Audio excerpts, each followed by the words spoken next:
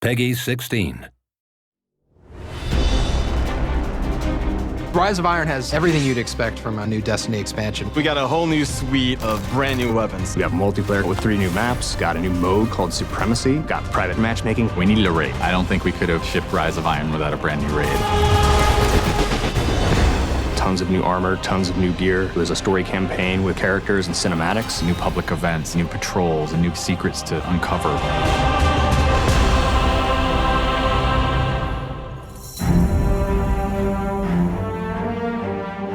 Rise of Iron is about looking at this story that's existed in the Destiny universe, this character, Lord Saladin. I am the lone sentry, and my watch is eternal. It's this journey to understand the past, what happened to these great heroes. The Iron Lords are gone, but our fight is far from over. And through that process, you're saving humanity, you're becoming an Iron Lord yourself, you're getting to wield a giant axe.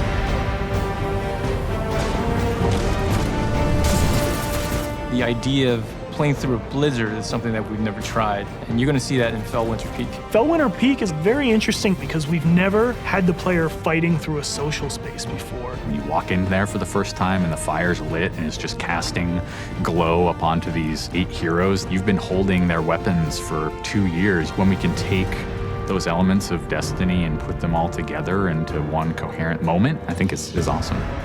It is time to finish what I began so very long ago. Come, Guardian, help me give my friends the rest they deserve. This is the Guardian's journey with Saladin. He's sending you out into kind of a land that's been forgotten in the Cosmodrome. You're going into Earth, but it's changed, it's actually expanded. You'll see the plague lands, post-apocalyptic sky, there's lava welling up from the ground. We know the Devils have been digging into the Cosmodrome for years. They've been looking for something. Well, what they found is Siva. It is a nanotechnology that can be used to shape things, but they're not trying to use it to build, they're trying to use it to destroy. They've started mutating their bodies, turning themselves into giant monsters, transforming the landscape, even of the Cosmodrome, into this horrible, burning fortress world. Hell's loose in old Russia.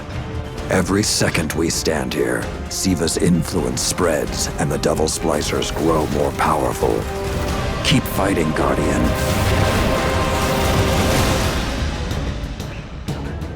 After the campaign finishes, you have patrols that really tell the story of this continued infestation in the land. And we have a new strike that shows just what the Fallen are doing with the Siva.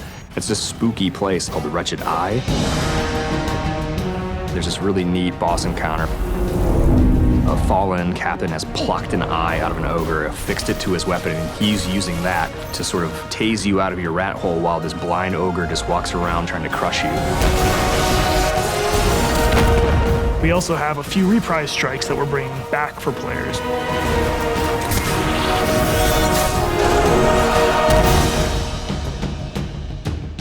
We very consciously set out to create a journey. This is arc of claustrophobia, space inside the wall. And then you get on top of it, and it's sort of this amazing breath of fresh air.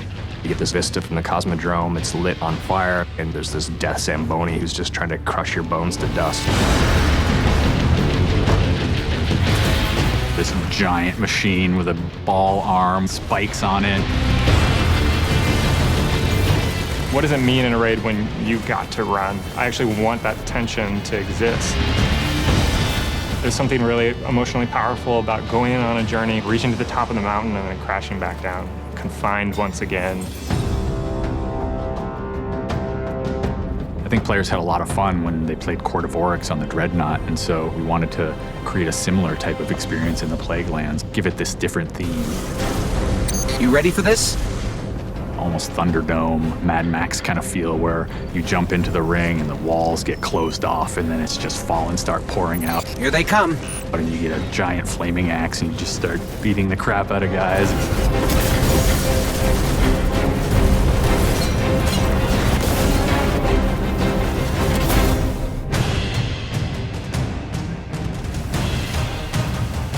We thought, how can we increase the ways that you express the way you like to play?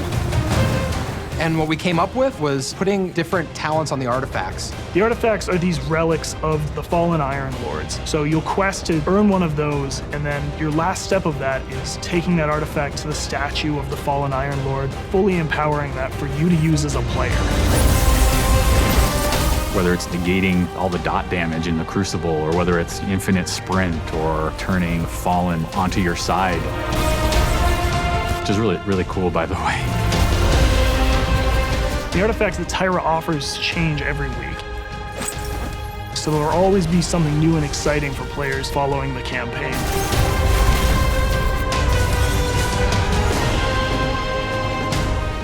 When you put snow, everyone thinks of pelts and cloaks and hoods.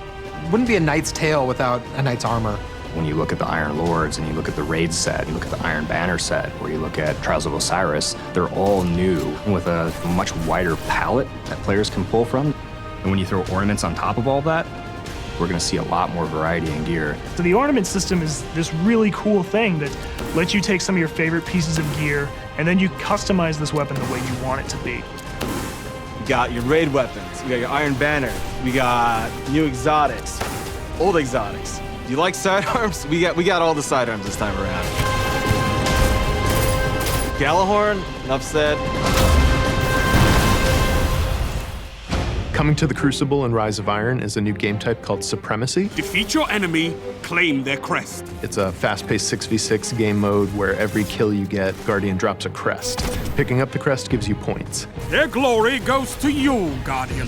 It's a constant battle over picking up crests and making sure that you're with your team and not out of position. If you pick up an enemy crest, you deny the enemy those points. Excellent recovery. We have new maps. We always have new maps. There's Last Exit, lots of twists and turns, lots of really good close combat. Then there's Skyline, a Clovis Bray headquarters building on Mars. It's a symmetrical, large map. The last one is Floating Gardens, which is an open map. One thing we're really excited about in Rise of Iron is the introduction of private matches. Can't wait to see what people are going to do. They're going to be able to fire up whatever match they want, play with their friends, host tournaments, have fun arcadey games. They don't have to worry about our matchmaking stuff. They can do it all themselves.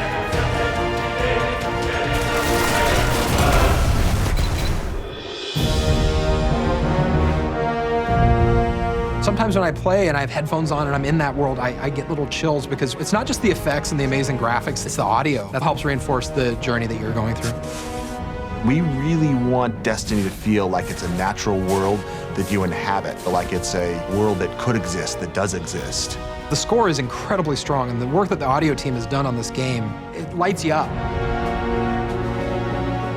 It becomes something bigger than just a mountain and just a fight. It becomes an experience, and you hopefully get lost in it. That sense of fun, that sense of adventure, that sense of the unknown, I want to see that translate to our fans and our players. When you see your character at the end of the campaign, I really, really hope that you feel triumphant and proud, like, wow, I'm becoming an Iron Lord.